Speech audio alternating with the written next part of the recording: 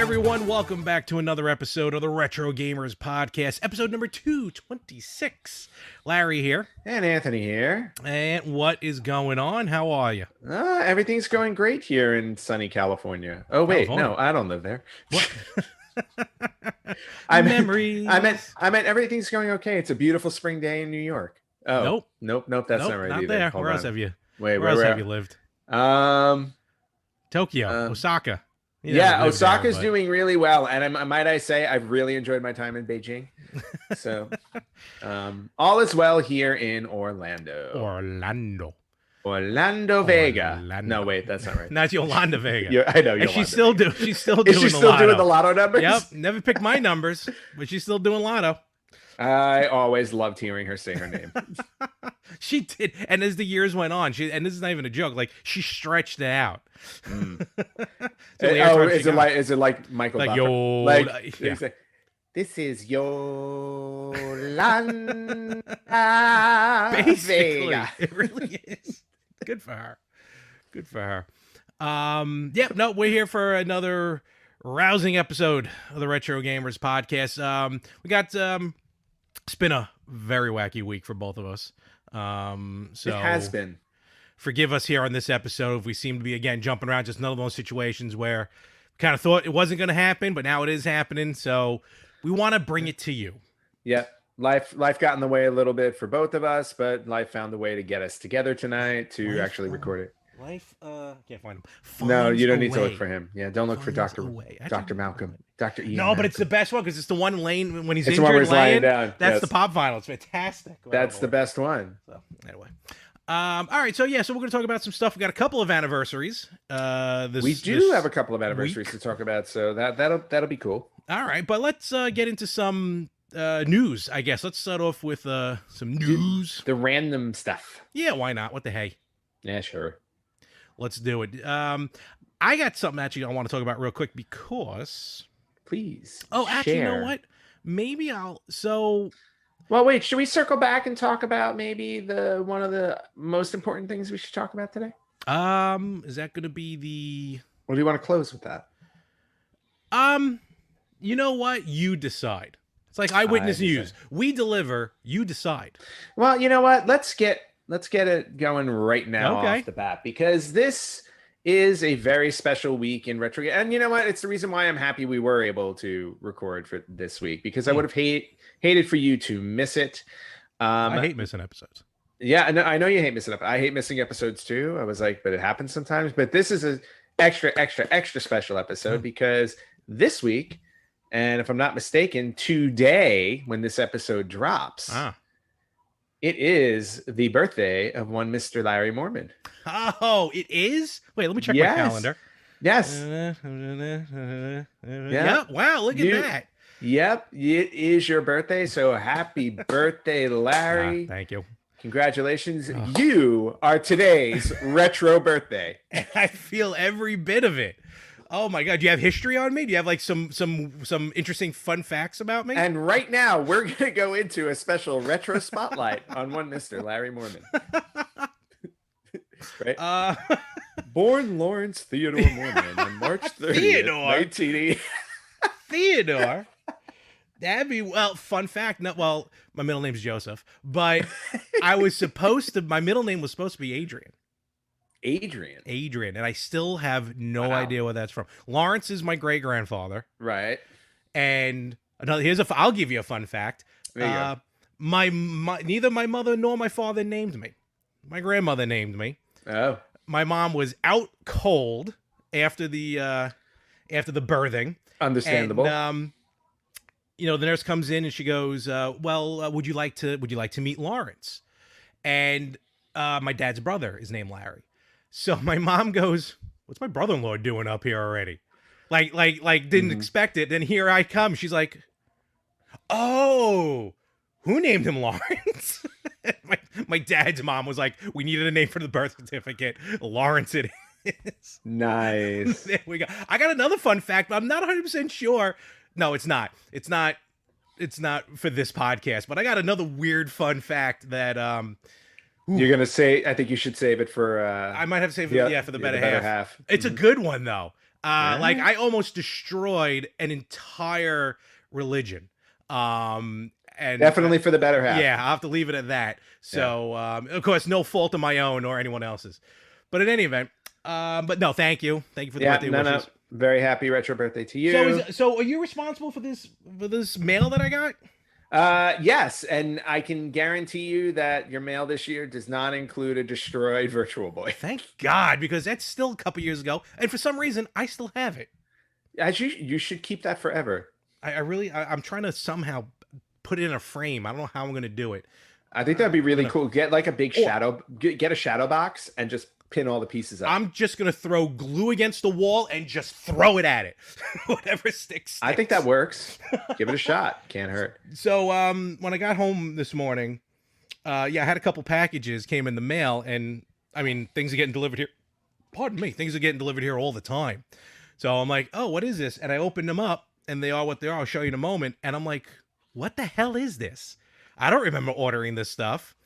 And then I started putting two and two together, and I'm like, there's really only one person who's gonna go through this theme for me. So That is right. so let me start first with this, which I think is awesome. A T-shirt. Let me just move this to the side. You may not hear me as much. Very exciting. All right, It's a pixel T-shirt of a house and trees that says, "I went outside once. The graphics weren't that great." I do. That is awesome. I do love that. So thank you very much. Yeah, I figured you can wear that when you go out for a walk. Absolutely. Nothing like wearing black in the dead of heat. Um, and then the second. No, actually, I do like that shirt. And then this I really love because the more I look at it, the more like things stick out at me. Like Yeah, I how thought it was looks. yeah, and I thought it was an interesting kind of unique thing. I wasn't Yep. sure about obviously the wall space in your house, but I just thought this would be a cool thing. Actually, to be honest with you, I've been up here like a year and a half, maybe almost 2 years. I still have barely hung anything up. So All right, well here you there is go. room. A nice tin Nintendo Power cover. Yeah. And of Tin. course, I went with the Super Mario Brothers 3 one. There are other ones, but I thought that one made the most sense for you. And what I love about this one is how distressed it looks. Yes, it does look like Yeah, it's it seen does some look bad like it's days. used. Hmm. So, But the distress look is always a cool look to me. I love it. No, don't get me Yeah. wrong. I love it. So, thank you very much. I really do appreciate these. You're welcome and happy birthday, were- man, no, and thank many you many very more. much. Thank you very much. And I got you nothing. Nothing today. I got you. Yeah, well, it doesn't matter. What you should be doing is getting your mom something. I mean, you made her pass out 41 years ago. 41 years of bliss. There you go. But yes, So, a very, very happy yes. birthday to Thank you. Thank you very And for much. those of you who listen and watch, please leave some happy birthday comments for Mr. Larry Moorman on our pages and tell us what you think about him. Ooh, yeah. All right, you know what? Just leave a happy birthday. Never mind. There may be a few people out there who will take their liberties, but that's okay. No, it's very cool. And I think hopefully on my birthday, I will be celebrating, which hopefully will be a lot different than last year's. You know, the big 4-0, and, you know, everyone was like, meh. Yeah, We'll leave this one aside. Well, lockdown. What can you do? And it was in the beginning too, man. That sucked. That's when everybody was like, "Oh Yep. crap!" Everybody hide. Yep. No, that's basically. At least now it's like, all right, well, maybe we can try and do something. Try and do for a now. little something. But nevertheless, very cool. So Yes. that's awesome. There is actually, funny enough, I didn't realize I do share a birthday with something else we'll talk about a little later. Correct. I figure maybe we'll break some of this up. We'll talk about some news, just some things coming out, some things I saw, some things you saw. Yep. Then we'll get into the meat and potatoes of it. So Potatoes. potatoes au gratin, or just No, just potatoes. if you're just gonna go all out, you know, Yeah. like how would you dress up your potato? How would I dress up my potato? Yes. I guess I'm very simple. Just butter and pepper. Fun fact, has nothing to do with video games, but Penn Jillette of Penn and Teller, right? Remember he was big Dude. He went on like a 2-week all potato diet. Yeesh. And that's what he said that's what kickstarted his metabolism to start going the other way, and he lost all of this weight. And he literally, all he did was eat potato, like skin and all, though, just potatoes. All right. Nothing on them, just like an apple. Well, you probably cooked them, but All right, that's fair. And then I saw like other YouTubers who tried it and lost a lot of weight. I should be swimming in potatoes. Well, So maybe we try the potato thing and see what happens. maybe we will. I mean, Maybe I I'll do try disappear. them. I do eat potatoes. Usually they're long, salted, deep fried. Well, I think that's part of the problem. It was some news that you have for us this week. Oh, good Lord. I don't really have that many pieces of news. I think you have the news this week, but I I do will. have some news. Yeah. Yeah, no, the only one literally, it's the only one that I want to share that I found is that recently there was a video game collector Mm-hmm. who showed off a Nintendo 64 disk drive. Okay. And not just a Nintendo 64, a Nintendo 64 disk drive development kit. Ooh, those are even better. So his name is Shane Lewis. He hosts his own YouTube channel called Rerez, Rerez. He received a brand new developer's kit. So basically, that means that you use this to develop the games for the N64 disk drive. And the N64 disk drive only came out with 10 games in the US. Or 10 games in general before it was. I'm sorry, 10 games in general before it was just. 10. Yeah, it only released in Japan. 10 games were released on it. It only sold 15,000 units, so it kind of just went, the way of the dodo or the way of the Virtual Boy. So Big Bird moved in with the dodos. Yes, he did. It was very strange. So anyway, so Shane Lewis got this brand new developer's kit, 5 unused 64DD development discs. Oh, cool. Which are blue for some odd reason, adapters, and an N64 cartridge. Like that's everything that he got with this package. Now you think about it, you get this development kit.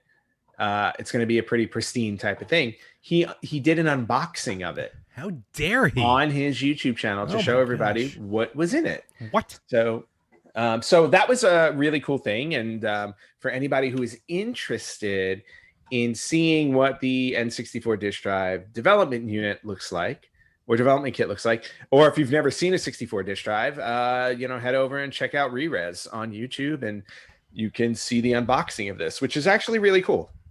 Yeah, I would imagine. I mean, those developmental kits, some of them are wild. You ever see the Super NES development kit?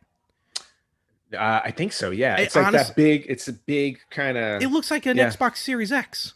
Yeah, it's a huge. Yeah, I saw that when I went to what was it, Gamers Paradise in Las Vegas. Oh, cool! Oh, the got one. Yeah, cool. they had one of those there, if I remember correctly, and it looked really cool. Sweet. Yeah. Oh, and the other thing to note about that 64DD is that it was able to connect to the internet. I did not. Was that always did it always, or the intent was going to be when it came out here?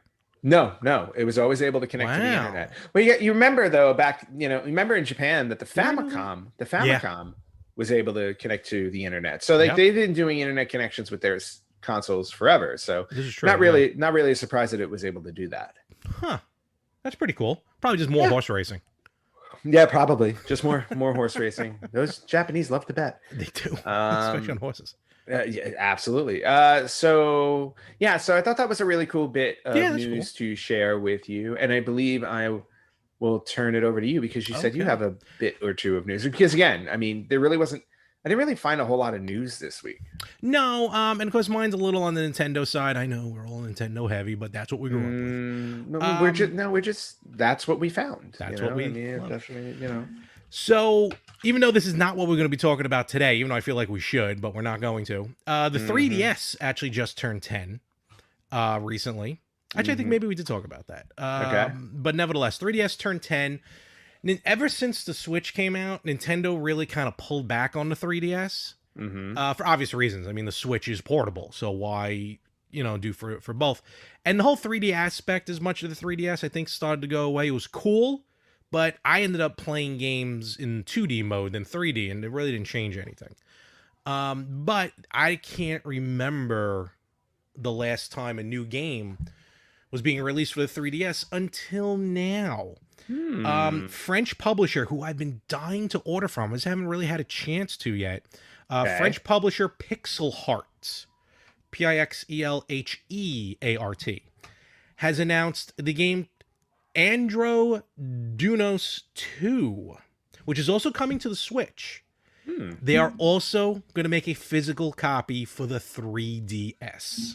Oh, that's really cool. Which I think is awesome. Oh, and as I'm reading here, they're also making a physical copy for the Dreamcast. Hmm. Actually, they have a few games on Dreamcast, Pixel Heart, like newer games. Oh, that's really cool. Andros Dunos 2 is a sequel to a Neo Geo shoot 'em up from the early 90s.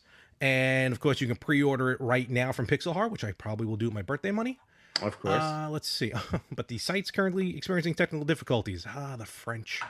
Okay, so that's not a Don't mess with the problem. French. So yeah, a physical 3DS copy of a newer game, I think that's pretty cool. And I mean, if it's coming out on the Switch, I don't know. I probably still get it on the 3DS just for the nostalgia factor. Okay. So I That's think really that's cool. pretty cool. And again, with these, especially with these like special editions and stuff, I've been talking about it. I've been leaning more towards physical copies with these special editions. Regular run of the mill stuff, I'm still stick. Whoa, I'm Wow. turning. What were you That's saying? that's me turning 41, folks. Uh, I didn't like that at all. Let me go make an appointment with my doctor. I'm sticking with digital for newer stuff. Even though I'm kind of going back and forth due to recent events, but that's neither here nor there. For now, I'm Mm, sticking with digital. But yeah, these special editions, the physical stuff, I think that's I'm gonna go that way, and it's gonna be weird because now I gotta start finding more room on my shelf. oh, okay. Of course, Pixel Heart and Strictly Limited Gaming, I'll be more than happy to purchase from, as of other Cool. sites I hope go under and bankrupt. Hmm. Let's see. So that's pretty cool. New 3DS game. Also on the Switch, talking about a small handheld system. I think this is pretty cool. A collection of 10 classic Neo Geo Pocket Color games Ooh. were just released on the Switch. And what's really cool about Do this tell. is Do tell. the game can be played like with the wallpaper to look like the Neo Geo Pocket Color. The games on it are basically let's see what we got: Big Tournament Golf, Dark Okay. Arms, Beastbuster 1999, Metal Slug First and Second Missions, Ooh. SNK I like versus Metal Cap. Slug. Metal Slug is awesome. Yeah, Metal Slug is a Definitely. lot Yeah. of fun. SNK versus Capcom, the match of the millennium. Hmm. Fatal Fury, First Contact, The Last Blade, Beyond the Destiny, King of Fighters R2, Samurai Showdown 2, and SNK Gals Fighters. So when are you buying it? I haven't pulled the trigger yet. It's $40 right now. I'll probably wait for it to try and go on sale. Um, I think it's pretty like 60 games have already been released on their own. Oh So wow. they're gonna Okay. but this is now just like a collection to get all of them. Mm-hmm. What's cool is any of these games that were originally compatible with the original Neo Geo Pocket. Think of it like the Game Boy. Neo Geo Pocket started out as black and white, the Game Boy green, then black and white, and then obviously color for Neo Geo Pocket and Game Boy. So I don't know which are which, but any of the games that were compatible on Neo Geo Pocket, you can also play in black and white, which I think is pretty cool. But it's pretty straightforward. Nothing fancy to it. Just 10 cool games, handheld. I've heard, I never really played it because Neo Geo is very heavy on fighters, Yeah. which, I mean, they're cool, but I just can't get into all of them. Yeah. There were just too many. I heard SNK versus Capcom, even on Neo Geo Pocket Color, was phenomenal. Oh, okay. So I might give it a shot. I think you should. So yeah, so check that out if you're looking for the nostalgia factor. Mm-hmm. What else we got? And then one other thing I think is kind of it's always weird when you see something like this, even though it makes 100% sense that it happens. On the amiibo, right? Hmm. The Banjo Kazooie amiibo, which is coming out because of Super Street Fighter, Super Smash Brothers. Yep. Everyone, I guess, is finding it either cool or interesting, or they're just going crazy over the fact that on the bottom of a Nintendo amiibo, there is the copyright Microsoft 2021. Because Banjo Kazooie is a Microsoft, is a Oh, rare right, character right. through Microsoft. So I guess it's out. It's just kind of, it's like Jetsons meet the Flintstones. I guess I don't, I guess I don't so. know. So people like that. I thought that was pretty interesting. Nothing fancy there. Nothing fancy. And I've- then I've got a few bits to throw at you as well. While we've been Okay. chatting, I I did mean, find a couple of pieces yeah, of news. that's really mostly about. I already have Pixel Heart up and running. 34.90 euro. What is that? Are we on the upside or the downside of a euro? We pay more. All right. So You'd probably pay about like 43 yeah, $44. still not the worst thing in the world. Okay. What do you got? All right. So got some news here, and these are bits of news from the past month that we may have missed, which I find interesting. All right. I'll save that one for last because it's okay. So the former Activision co-founder creates a new retro gaming studio and announces the first two games for the Atari 2600. I'm sorry for the what?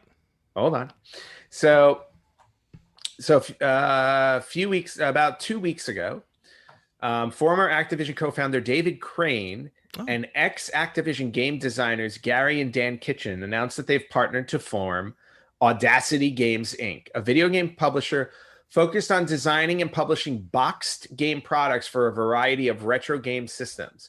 They are only going to be a retro game publisher, and their first two games are going to be Atari 2600 video games. Interesting. The two games that are being released are called Casey's Gold and Circus Convoy.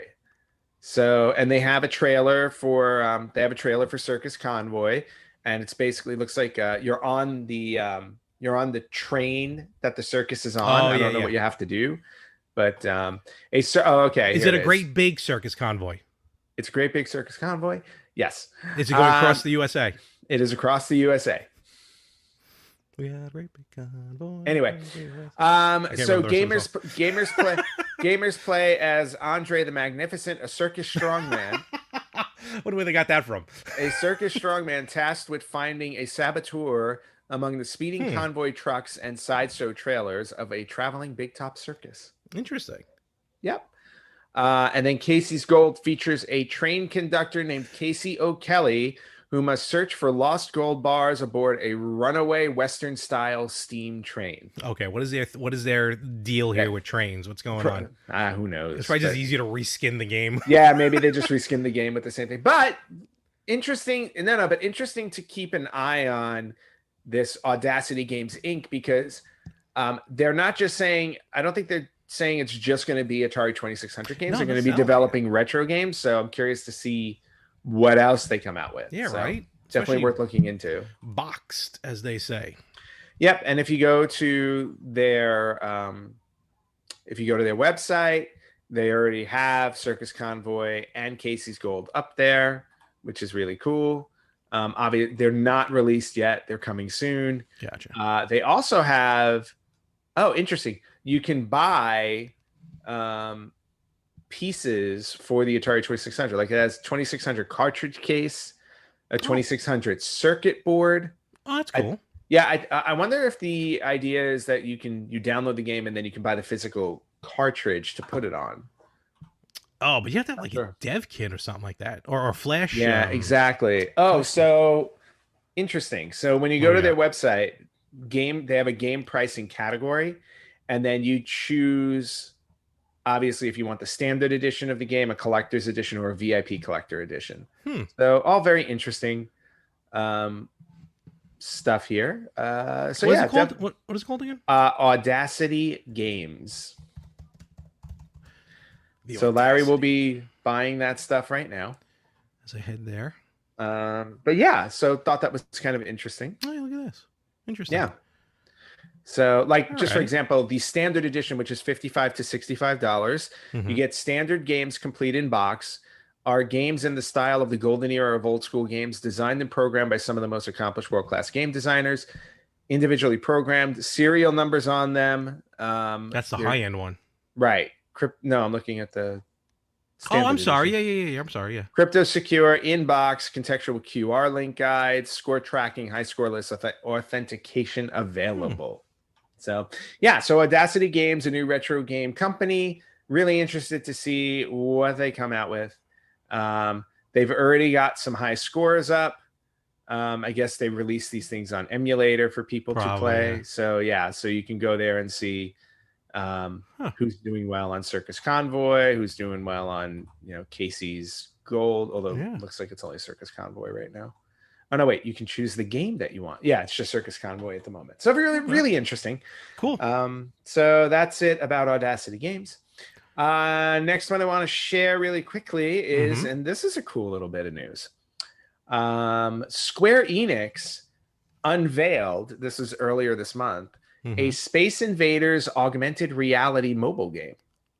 Ooh, that sounds cool. Yep. So they're working with Taito on a new Space Invaders title. It'll be on mobile, bringing the aliens and more to your everyday life as you walk around with your mobile device. So basically, you're gonna walk around and you're gonna see those little Space Invader aliens pop up in real life through your phone. Awesome. So that's really cool. Just another. What's interesting about that is I think it's obviously Pokemon Go has been the most successful out of all of these things where you find Pokemon everywhere and you catch them. So really interesting that they're going to take a shot at like Space Invaders, because it's kind of cool. You're going back to a retro title, like a really retro title, and try and make a connection with all ages today in terms of augmented reality. So I thought that was kind of cool. Oh, totally. Yeah. So yeah, that AR is getting ridiculous. I can only imagine what that's going to look like. So that's pretty cool. At some point, we'll all be in AR permanently. Oh, forget about it. It's going to happen. Okay, moving on. This was also earlier this month, and Larry, you may already know about these. If you don't, I'm surprised.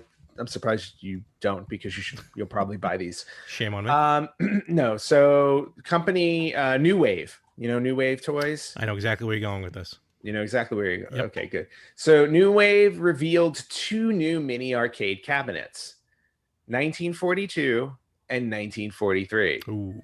Both of them come with additional controllers, as previous Replicade cabinets have, so you can do wireless gameplay. It's a 1/6 scale actual arcade cabinet.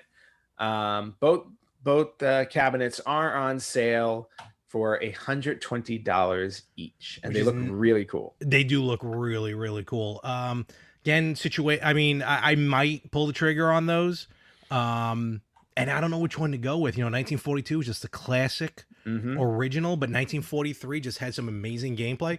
Both available on the Capcom arcade collection. Yep. On the Switch. But still, those little mini cabinets are pretty sweet looking. Yeah. I got to say, of the two, I do like the 1943 arcade cabinet better because it's the more traditional one, like the tall black one. Okay. Black cabinet, whereas like the 1942 one, although the 1942 one is kind of cool, it's got the wooden cabinet, but the screen is a little more angled. You were looking down on that one more than you were looking straight on. So. But really, really interesting. Just wanted to share that bit of news. Absolutely. And the last one, and I did not read the entire article, so you're going to have to deal with it. This is on techspot.com, where they announced last week that a game preservation group put more than 700 PlayStation 2 prototypes and unreleased demos online. Really? Yeah, I always feel like that's like illegal or something. I don't know how. Well, that's what's interesting. The bundle consists of around 860 gigabytes of compressed data, and is the first part of what sounds like a lot more to come. So the group of people is called Hidden Palace. These are the same people who showed us the Sonic the Hedgehog 3 prototype in late 2019. Okay. This time they worked with a single person that let them look over and preserve each item in his collection with no strings attached. So somebody had all of these and was willing to share them with this group to download them and share them with the world. So Hidden Palace has a running list, and the name of this project is Project Deluge. Okay. They have a running list of Project Deluge builds over on its website. Right now, 752 entries on that site. That's insane. Which is insane. And just to give you an idea of what's up there, just to share, like they have a list up on hiddenpalace.org. Okay. Let's see. I'm just going to try and find a game that we all know. There's a ton here. All right. Here's one that Frank will love to hear. Baldur's Gate Dark Alliance. So Baldur's Gate Dark Alliance, October 7th, 2001 prototype. Backyard Wrestling, Don't Try This at Home. July 13th, 2003 prototype. Interesting. Yeah, really, really just interesting stuff. Miss 3, May Ooh. 10th, 2002 prototype. Hmm. So just really, really, really, really cool stuff. Red Faction, Oh February wow. 9th, 2001 prototype. Just, Okay. yeah, all these different prototypes. I'm trying to see if I can find a like a demo. Maybe they don't have demos up yet, but Oh, I see what you're talking about. Yeah. yeah, because they said they were putting up prototypes and demos. Hmm. Let's see. X-Men Next Dimension, July 7th, 2002 prototype. That was the X-Men fighting game. Yes. Yes. So, yeah, Huh. so just a whole bunch of prototypes going up. Thought that was really, really cool. Totally. And then, of course, these were all essentially unreleased since they were prototypes. So, Hmm. yeah, just an interesting little story there that somebody is trying to, preserve all of these prototypes and demos that were released over time. I wonder if any of them are on that as well on the what is that, like Internet Archive or something like that? Oh You know what all yeah, those games are? I love going to that. Do you do that? I every once in a while I go over there because I remember a game I used to have, and I'm like, oh, I wonder if it's over there. And I remember like one of them on there was like, I had this Amazing Spider-Man and X-Men animator. Okay. So you were Oh, I know what you're able, talking about. yeah, you were able to put it almost looked a little bit like color forms in a way where like you would put the characters on, you would put the characters on the screen, but then you were able to move them. Hmm. And I just thought it was a really cool thing. And I had both of them for my PC at the time. And it was just really, yeah, it was just like a really cool little thing. And I'm like, oh, I was like, and those are up there. So you can find a lot of games on that. I can't remember exactly what the name of that site is now. I think it's archive, like .org or something. Archive. It's weird. Again, Yeah, another that's situation exactly where what it is. Archive.org. I don't know how the hell they're able to put up the games that they do, but they did, and it's done. Yeah. So, Oh, wow. Super Mario World DX is up there. that exactly. How are they able to do That's that? and it was an MS-DOS game? You could probably play it in MS-DOS. Oh, here you go, Larry. This one's for you. Penthouse Hot Numbers Deluxe. I'm in. MS-DOS. Let's do it. Hot numbers. 4. Mortal Kombat, Monkey Island, Tetris, Leisure Suit Larry. Sounds like Antstream Arcade, that streaming service, which has a whole bunch of old classic games. Which is like right now the only reason why I play the Atari VCS is because I have a free year of Antstream Arcade. So I've been playing a bunch of that. But yeah, so archive.org is always cool to go look at. There's just so many games in their library. It's crazy. All right, cool. All right, and that was it for the extra news that I happened to find. I have just one thing that popped in my head because I want to give kudos to, it's a lot of times, all joking aside, a lot of times companies, they'll put things out, they'll put either a system out or a game out, and I'm talking even like recent stuff, where it's like, how did it go through testing? How did they even be allowed to release this game to the mass markets? Oh, you know what I mean? Okay. And I'm going to give kudos to Hyperkin, which is a company who I love. I love Hyperkin. I got a few of their systems, a few of their, adapters and whatnots. And I think they're great. They're a great company. Mm-hmm. They recently actually just I think they started shipping last week. They put out their newest system, the Retron Junior. Retron SP.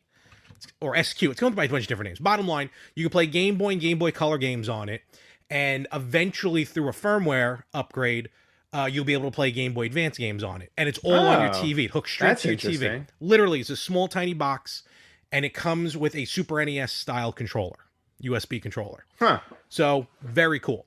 They sent out, like test kits to YouTubers to test out and everything. Right. And the internet blew up. Of course it did. Why are the games not being displayed in their original aspect ratio? It's either 4:5 or 16:9, and none of those are the aspect ratio of a Game Boy or a Game Boy Color, or maybe even Game Boy Advance. So, of course, everyone's like, F them. I'm not getting this system. Go analog. Just helps analog. Again, analog. They're the Ferraris. Hyperkin is the Kmart. Nothing wrong with either one. If you can afford it, you can afford it. You know what I mean? You're absolutely right. Nothing wrong with each. But the internet came out on this, and Hyperkin was like, the next day was like, we hear you, we're immediately working on a patch. And like a day or Nice. two before they ship the system, they call it a day zero patch that fixes the aspect ratio immediately. Huh. So they listened, they heard, they listened, they appreciate, say, all right, we clearly did something or we didn't do something. We're going to Oops. fix it. Okay. And so I just want, yeah, I guess, kudos to them because a lot of companies wouldn't even bother doing that. So definitely get yourself a Hyperkin, Retron SP, SQ, JR, whatever the hell it's called. And enjoy those Game Boy and Game Boy Color games on the big screen like God eventually intended. So cool for them. Other than that, Ant, we have anything else to chat about? Because I mean, I feel old, but I feel like something else is also old. Which Yeah, there are a couple of old things. One of them older than you, actually. what is that But possible? there are a couple of retro birthdays. One of them shares your actual birthday. Ooh. Not exactly, but Oh, the day and the month. oh, fair enough. The other one does not, but it's happening next week as well. Okay. So the first thing to talk about is that on today's date, March 30th, in 1996, that would be 25 years ago, Oh, I was we 16. were gifted with the wonderful, wonderful franchise maker known as Resident Evil.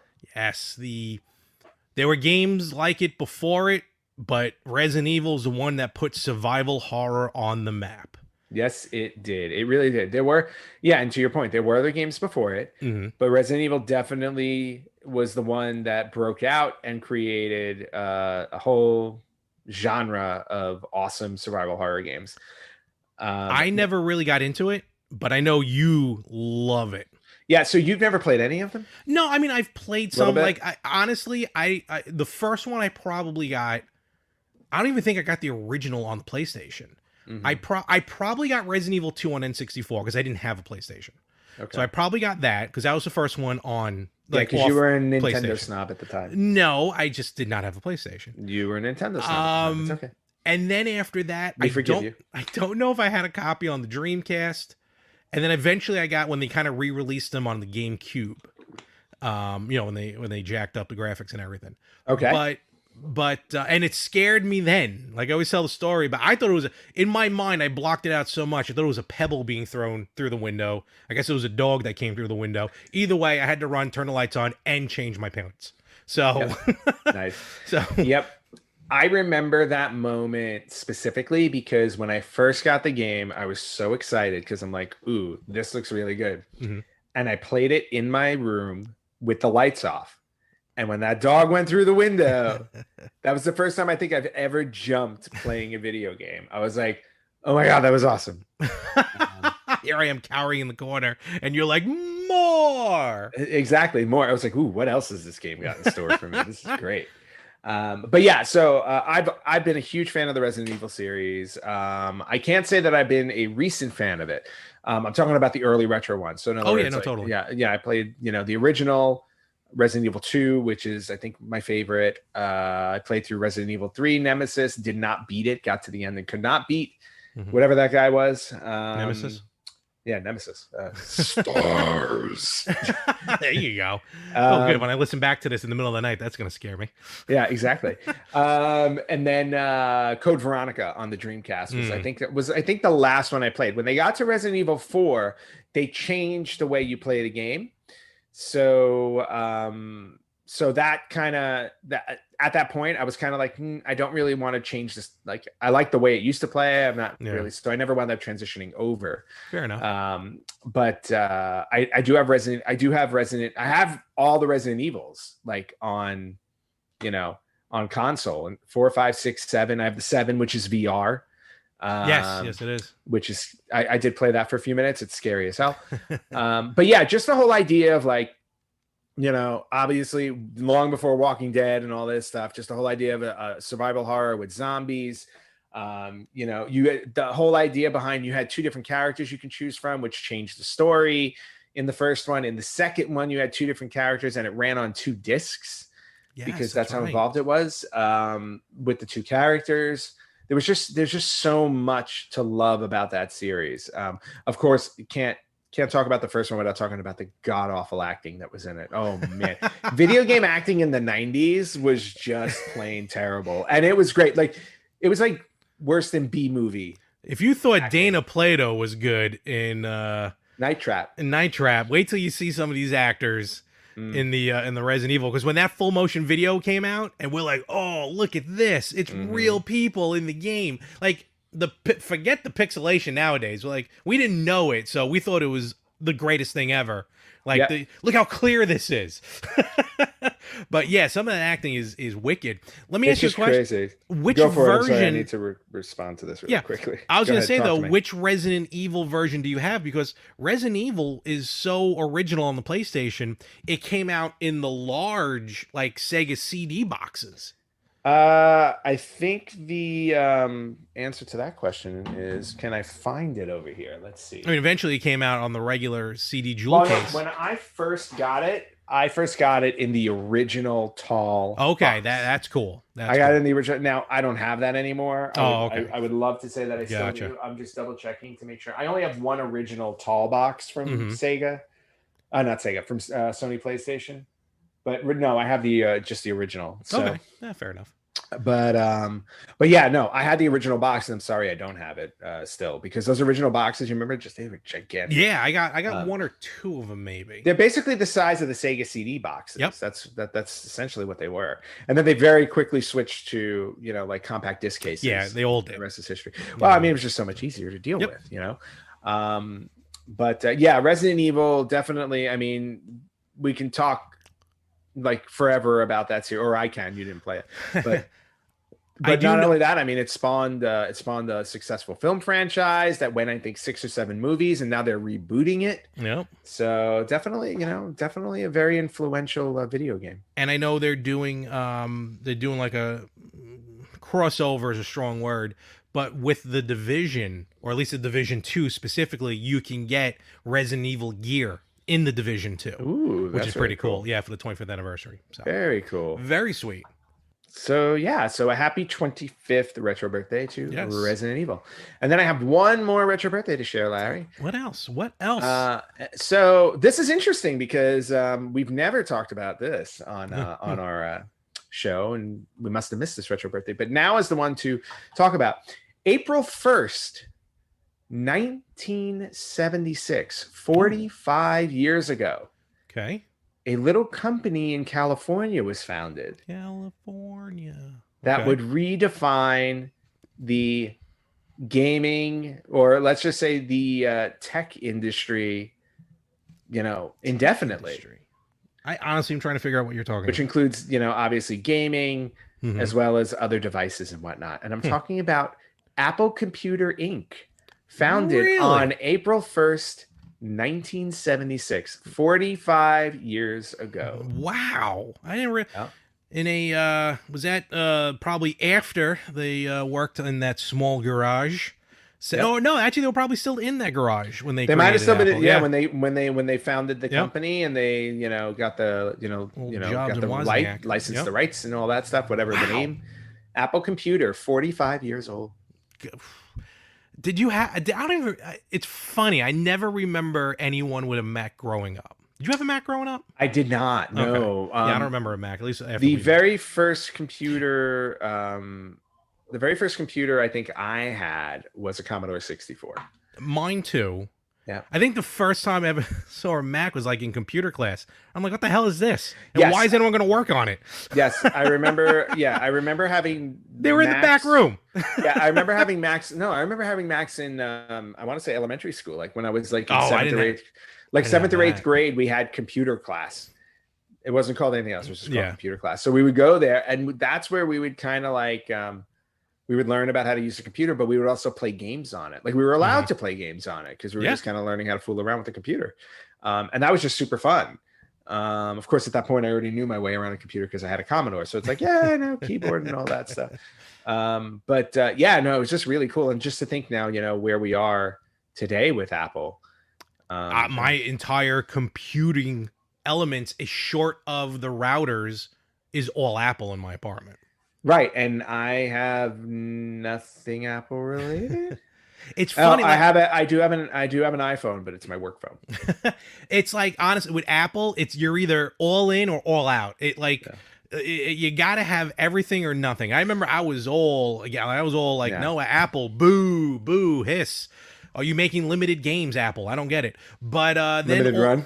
then all of a sudden, I'm like, all right, this iPhone thing looks pretty interesting. Let me grab an Hmm. iPhone. I was like, ooh, that's actually pretty cool. And then I think I got an Apple TV.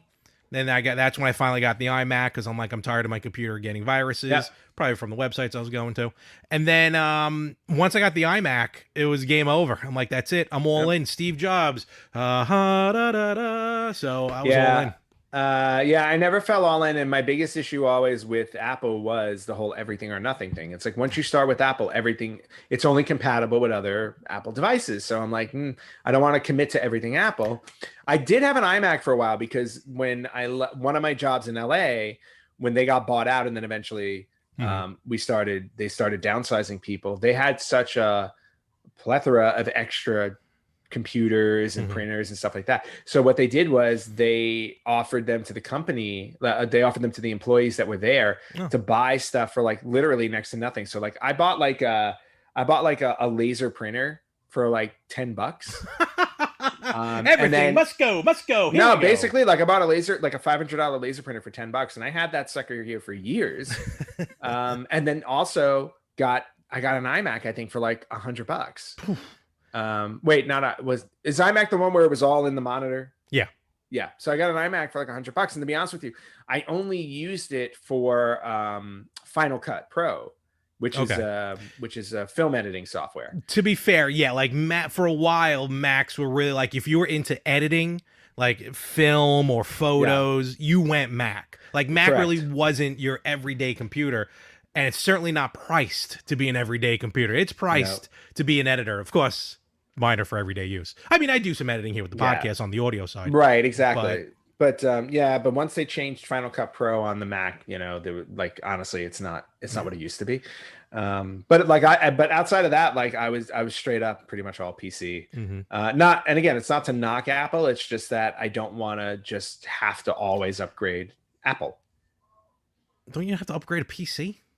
Yeah, but my PC lasts longer to me. Like I've had my PC Really? for In all yeah, honesty, okay. yeah. I've had this PC I think for like 4 or 5 years and it works perfectly. I like how much longer is 4 or 5 years. I I don't was know that. expecting you to say like double digits, or at Well, least no, 8 or 9. my last PC lasted almost 10. Okay, fair enough. So But you yeah. also do actual work on it, where I was doing stupid things on it, which is probably why Right. mine only lasted a few years. Except the iMac lasted a long, long time, and Hmm. then finally I got the MacBook Pro, which is what I'm recording on now. Yep. Because my plan was with podcasting to be able to go around. I'll bring the Mac around, and then God goes, I'm shutting the world down for a little while. So Exactly. so that all came to a screeching halt. But still, the Mac is good because then I can just sit on the couch, edit, watch TV, stuff like that. So, but nevertheless, yeah. And all right, let's switch over. And a lot of this, gamers are computers, so they're definitely aware of all this. Um, I think I've mentioned this page before. This YouTuber, Patman QC, Patman. Hmm. Patman QC. He is awesome. I love watching his stuff, his retro stuff. Like the history of all these different games. He's got a ton of stuff. But what he does is at the end or like the last quarter or whatever of his videos, he always shows the home conversions of these arcade games. And he goes through all of it. Half these systems I never even heard of. I'm pretty Hmm. sure a couple of them are calculators. But every once like he'll bring up the Apple 8-bit Mm. or the Apple II, I should say. And like some of these like Apple and some of them are really good with the graphics and some of them are really terrible with the graphics, Mm. as is a lot of these computers. But I mean, some of the games that came out on Apple looked really, really good. At least later on Apple's. I'm talking about like before the big switch, like Right. before we'll say pre-internet era. When everything was on a disk drive. Yeah, I love So, that. um, Love that sound. but I never had the opportunity to play on an Apple. But if anyone at home, if you're listening or watching, if you ever played on an Apple, if you have memories, maybe a game you could recommend, on Apple, like I'm talking about some old computers that none of us are going to find or ever play again, definitely give us a shout out. Let us know in the comments. But hey, happy birthday, Apple. 45 years. Good for them. That is, at 45 years later, that is one rotten apple. Oh, That would be one rotten apple. don't listen. Don't listen. Don't listen. Don't listen. Ah, I just dropped my apple. It's gonna electrocute me. It probably. But All right. yeah, all right. So that is all that I have. I think that is it. Oh, I did get one more little birthday gift, which I bought myself. What did you get? Nothing related to video gaming, but still. What did you get? Grimlock. Oh, that's really cool. Very nice. I wish he transformed. Yeah, I don't think pop figures can transform. No, that would be awesome. Mm-hmm. And he's my favorite Dinobot. So there you go. All righty. And I'm pretty sure you didn't record this yet. Where can they find us? Yeah, no, I really need to do that, right? I did say I was going to. You guys can find us on Facebook.com/RetroGamersPodcast, on Instagram @RetroGamersPodcast, on where else are we? On I forget. On you can Twitter make it so much shorter and just say find us everywhere you listen to podcasts. No, I cannot. On Twitter @RetroGamersPod. That's OCD, folks. You can also listen to us wherever you listen to podcasts, or you can watch us on YouTube and IGTV. Yes, you can. Awesome. And if you want to email us, you can email us at email@theretrogamers.com. Yes, definitely. And again, thank you for the gifts. I love the t-shirt. I love the little poster. You're welcome. Happy birthday. It's getting harder and harder to find you like unique, retro kind of gifts. So you just have everything. Gift cards. Just get me gift cards. I'm good. No. I need to do the work. Actually, Etsy. For future reference, Etsy's got some wild stuff. Yeah, so Etsy does have cool stuff. So I just ordered. I need to check Etsy next time. A place called Canvas Quest. I'll give them a quick shout out. Canvas Quest on Etsy. They make these enamel pins of like just different games, and I'm talking from PC, like computer era, like King's Quest and stuff, to modern stuff. Well, not super modern. It's all like 8-bit looking, and they just put out a Popeye pin. The Popeye head from the arcade cabinet. You know what I mean? That's cool. And I love Popeye. So I ordered it. But what's really cool is because it's a pin, I'm like, all right, where am I going to put it? But you can either choose a pin or a magnet version. So on to the fridge it will go. But they got a lot of cool stuff. So check them out. Canvas Quest. Very cool. Very, very cool. With that, though, again, Ann, thank you very much for the kind gifts and kind words. And with that, I'm going to go celebrate. I don't know what I'm doing, but I'm sure it'll be something. Yeah, I'm sure it'll be fun. No, you won't remember it at all. And not because I'm drinking. That's just because of old age. Yes. You have now crossed the threshold where I am, where it's like, what did I eat this morning? That is never a problem for me. And folks, we will catch you right here next week on the Retro Gamers Podcast.